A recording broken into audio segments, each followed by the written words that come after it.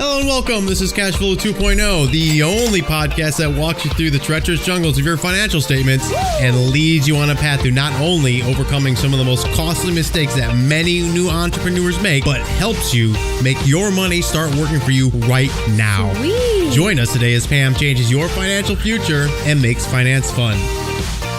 And welcome to this week's Cashflow podcast. So glad to have you join us as we talk about something that tends to tangle up a lot of entrepreneurs, and that is bartering and discounting for our services or products.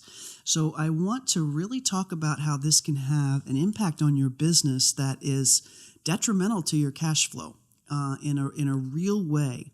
And I want to do that by telling you the story of my own business and the decisions that I have made in it, and why I've made them, how I've made them, and when I've changed my mind about certain things. So what's critical here is that we recognize, first of all, what bartering and discounting really are. So we're going to define that. And then I want to talk to you about what I was told when I first started out as an entrepreneur and what I did based on what I heard. And then what I learned over the next couple years as a result of doing what I had learned or ignoring what I had learned, and where I am now, what the results of those decisions were around bartering and discounting, and how I've changed my whole approach. So let's start with the lessons I learned. So when I got into my entrepreneurial journey here, almost 3 years ago now, I got very sound advice from a very sage mentor who said, look, don't barter and discount. And here's why. If you barter, then you will lose track of what's going on, and that's not what you're in business to do. And if you discount, then you are, discounting the value of what you're putting out into the world. And she had a much better way of telling that story, but essentially she said very specifically, with a lot of really good support, here's why you don't barter and here's why you don't discount, which I promptly went out and ignored. And I often think about what my mindset was that I ignored this piece of advice from this mentor who I really, and coach, who was really giving me very sound advice. And I realized what happened was when I got out into the real world, I ran into situations where I didn't think I had enough money for something, or I really wanted to help a friend that was at a particular stage of their business, or I just didn't think that advice really applied to this specific situation.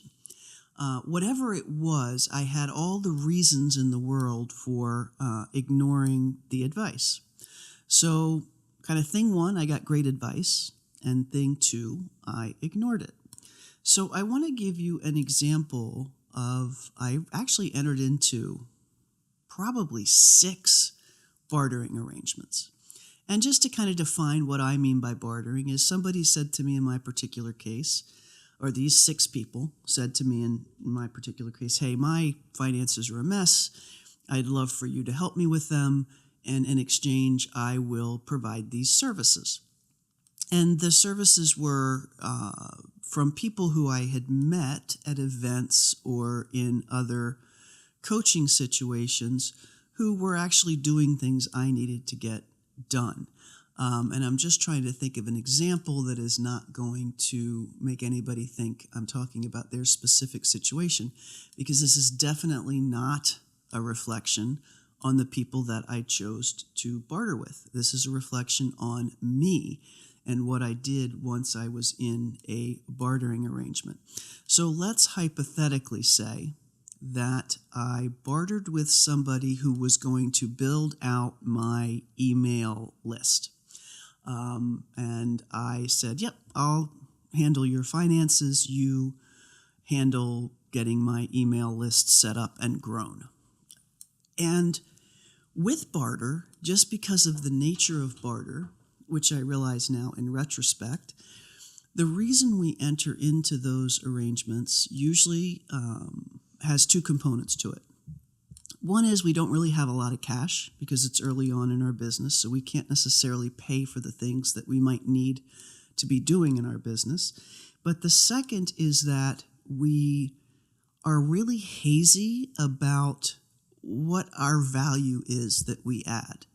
So it's easy to say, if you give me a chicken, I'll give you wheat. So the wheat is worth the value to the person I'm giving it to, the same value to them that the chicken is to me. And that's gray and hazy, right? Because that's just loaded with subjective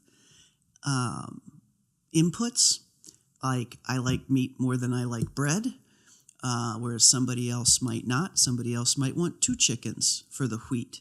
There's just all sorts of stuff that's not quantitative around something that really needs to be quantitative in today's business world, just to make things clear in your own head about how cash flow is going to work in your business. And as long as we're bartering, we're avoiding spending some cash and we're avoiding earning some cash. And that takes it out of our ability to predict it and use it to forecast and learn about our business so that we can grow. So let's just say that I said, I'm going to get your books in order. And I was that vague about it. And they said, I'm going to get your mailing list in order. And they were that vague about it. A couple of things can happen.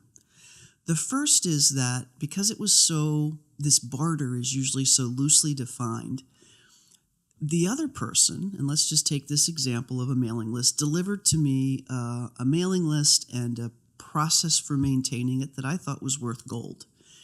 And in my mind, I said, they should have charged me $5,000 for that.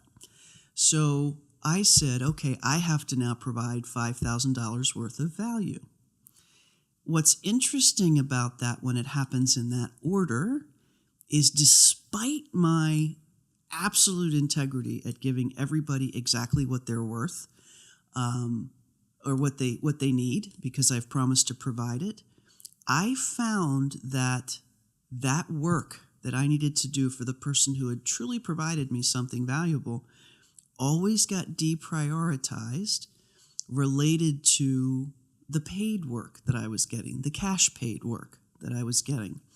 And so I felt really bad about that throughout the entire relationship. So I got their books done, but I got it done slowly, much more slowly than I would have planned to, even with pretty good prioritization processes and planning in mind. So I never felt like I was completely giving back everything they deserved, so I kept dragging the relationship on and on and on until I probably had given it back 3 or 4 times what they had provided, but because it had taken so long, I still felt like I hadn't met my obligation. So thing number 1 about what can go wrong is the value is confusing, and if you're served first, it sometimes becomes difficult to make sure that the return service is properly prioritized. The flip side of that, let's pretend that in this case the other things happened. I got their books in order, I delivered them to their bookkeeper, and they were all set, but their project was a little bit longer because, frankly, they were doing what I just described in the other situation. My work got deprioritized for them because they needed cash, which we totally understand. And then I sit there waiting and waiting and waiting. Gave too much, and then you sit there waiting, and then you think, maybe I need to do more, and I'll remind them that they need to give me stuff back. So that's those are the 2 things that can kind of go wrong, because nothing's ever properly valued. You either feel obligated that you haven't given enough, or you feel resentful that you're not getting enough. It's very rare that the 2 things wash. So we have money for a reason, right? And money sets a standard value that we all know is concrete, and we know what we can use it for, and we know how much we need and how much we think what we do is worth. And whether it's a wheat farmer or a chicken farmer or a butcher or a seamstress, we know what we think $500 is worth, and we know what we think we should expect to get for $500. So money is there for a reason. And if we don't use it, one of these two situations can rise. And hold that thought for a minute, because I want to talk about discounting. So just to kind of wrap up on bartering, I was advised very clearly, don't barter. Here's why. I went ahead and found a reason that I really should be bartering because, and made my story different from every other entrepreneur who's ever succeeded out there, because I don't know, I must have been special, and went ahead and bartered. And I did it in about 5 or 6 situations. And each of those 5 or 6 situations led to either, and I won't call it resentment or I'll say that it led to me continually feeling obligated or continually feeling like I needed more from that person. And both of those were confusing and took my focus away from the real business. So to my mentor whom I ignored, I say thank you so much for the advice.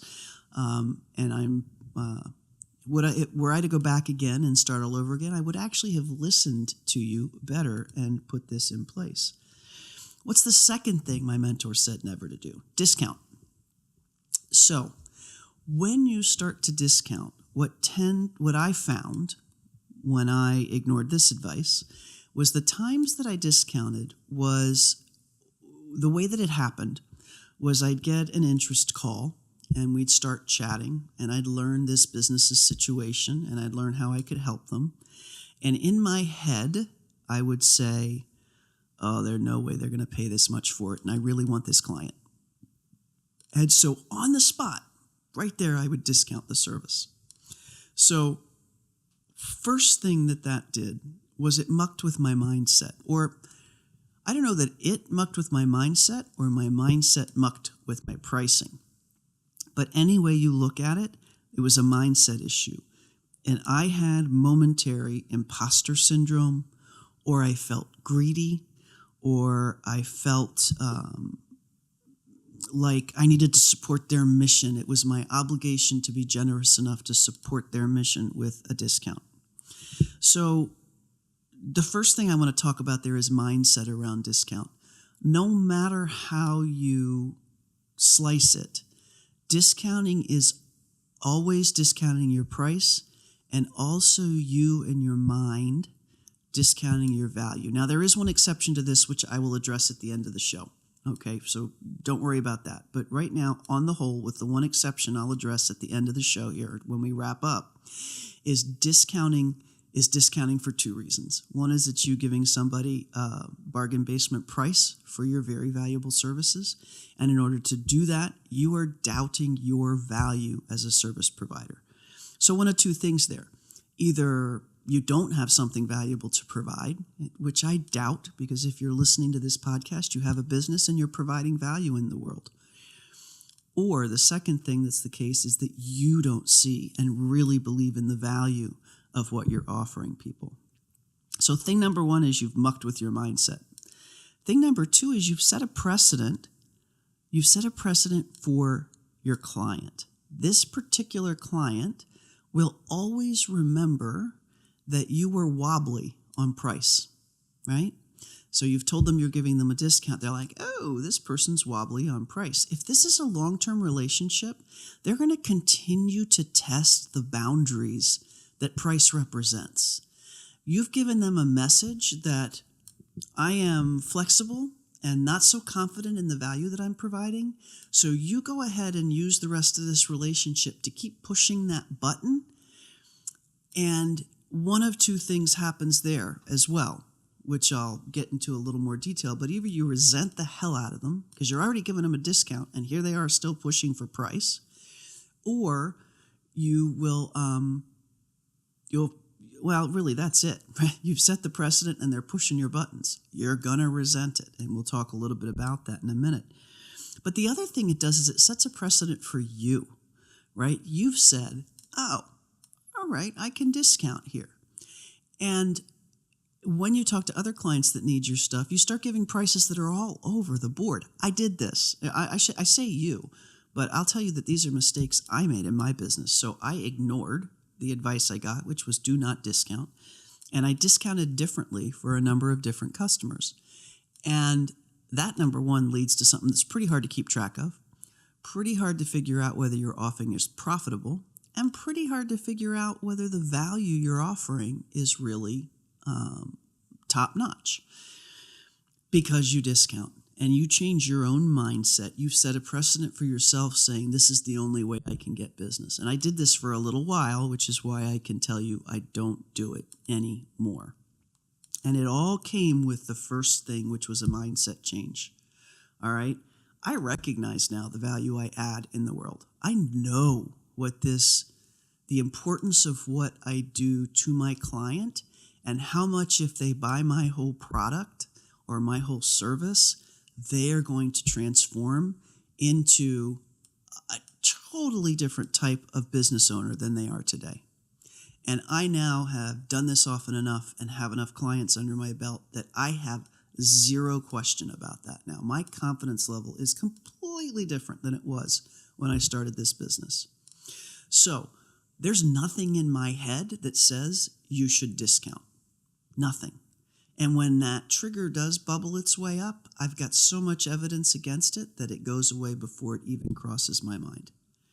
So my mindset has changed completely around the value I'm putting out in the universe. And the only way I could discount is if I were doubting that mindset, if I were doubting that confidence level that I have. So I just don't do it anymore. It doesn't serve the client either, okay? Because you've set a precedent with the client that indicates that you don't have confidence in what you're doing, whether you mean to or not, whether you think you've presented it differently or not. You really haven't. Your big message is, I can waffle a little bit on this key term. And they're going to continue to push on you about that. And I have had this happen, where they continue to remind you how much you cost. They continue to remind you that they're your most important client. They continue to think that you're somebody who might buckle even further on that price. And I can tell you that leads to a ton of resentment. And I've been there, because you do in your head say, I've already given you my very best price, and you're still pushing back on me for more concessions, or you're still pushing back on me to have a bigger deliverable than I originally promised. And because you've got yourself in this mindset of I'm not adding enough value, and because they've now learned how to push your buttons because you discounted in the first place, they're going to keep doing that. But this is all you. It's not them. They are responding to a signal. My client in this case was responding to a signal that I put out there into the world, which said, there's not a whole ton of value in what I'm doing, so feel free to push back and extract as much as you think you need. That's garbage. That is not how this works at all. And I can tell you that that process of discounting has stopped. And as far as setting a precedent for me, it never occurs to me anymore that I'm going to discount at all. So these two things, bartering and discounting, which I learned very early on from a very smart mentor not to do, I feel the need to really elaborate on today, because for whatever reason, I just ignored the advice. And maybe I didn't spend enough time with it. Maybe I didn't spend enough time thinking about it. Maybe I was so arrogant as to think that I was different than everybody else. But dang it, it was good advice. And so I'm passing this advice on. And thank you to Angela Loria, the owner of the Author Incubator, for being the coach that taught me not to do it. And I will definitely now say, geez, you were right. I should have listened many years later. It was many months later that I listened. But I'm hoping by passing this on that you actually will take the time to really think through this and listen. And I will tell you that in every single bartering relationship, I have ended that barter portion now. And either the relationship, just we're done giving each other value, or we've continued the relationship with a cash basis based on my normal pricing model. So don't let yourself fall into those traps thinking you're different. Yes, you want to help your friends. Yes, you do have cash issues, but bartering and discounting are not the right ways to help your friends and manage your cash issues. They're exactly the opposite of what you really need to have in your business, which is a confident, predictable cash flow that you can look at and forecast and not have to have all this muck going on in your head about these set of relationships that were discounted and bartered that you now have to manage uniquely because of how different they are. And then you forget what the heck your original price was in the first place. So what do I recommend? It's really, really simple. Have a price for your services. And there'll be another episode on how to price your services, but have a price for what you do or the product that you sell. And sell it at that price, period. If you're talking to people on the phone, this is what you do, this is what you deliver, this is what the price is. Period, end of story. If they need it, if they're the right client for you, they get it. If they're not the right client for you, they won't. No harm, no foul. But don't discount on the spot ever. Second, there is, I told you, one exception for discounting. So you can choose to at any point in time when you want to generate more cash or you want to get more customers or you have a marketing aim to get your name out there further, say, I'm going to have a sale. And you can clearly define this period of time that you're having a sale, and whatever people enter that window will get this price. What enter that window through that path will get this price. That's actually called a sale. I don't even know that I call it discounting. But you've actually chosen for some period of time, for whatever reason, maybe you're testing a beta program, maybe you are putting a product out there for the first time, maybe you've just decided it's coming up on the holidays and you need an influx of cash. All of those are totally legitimate. Set a sale, set a way that people get to that sale through your advertising or your marketing or whatever you do, and then close that sale when it's finished. Okay, totally okay to do that, right? So set a price or establish a sale, whichever it is you're going to do. Number 2, take the money for the value that you're offering. And number 3, the most important of all, deliver the results you've committed to. Okay? Set your price, stick with your price. Have a sale if you want to have a sale, but clearly define its boundaries. Take the money from your clients for the value you provide, and then deliver the results. 1, 2, 3. It's that easy. Do me a favor. Stay away from what I did. Stay away from bartering. Stay away from discounting. So much can go wrong, and it ends up bringing up resentments. It ends up helping you to continue really negative behaviors in your business, which devalue what you do. It's lack of boundaries that people continue to push on, including yourself. And there's a lack of clarity and ability to really see forward in your business. So that's my advice to you this week on cash flow. Let's continue to get our hands around cash. This is the best way to do it. Price your product, deliver your product, take your money. Don't discount your value. The world needs you too much out there. Thanks so much for joining us for this episode of the Cashflow Podcast.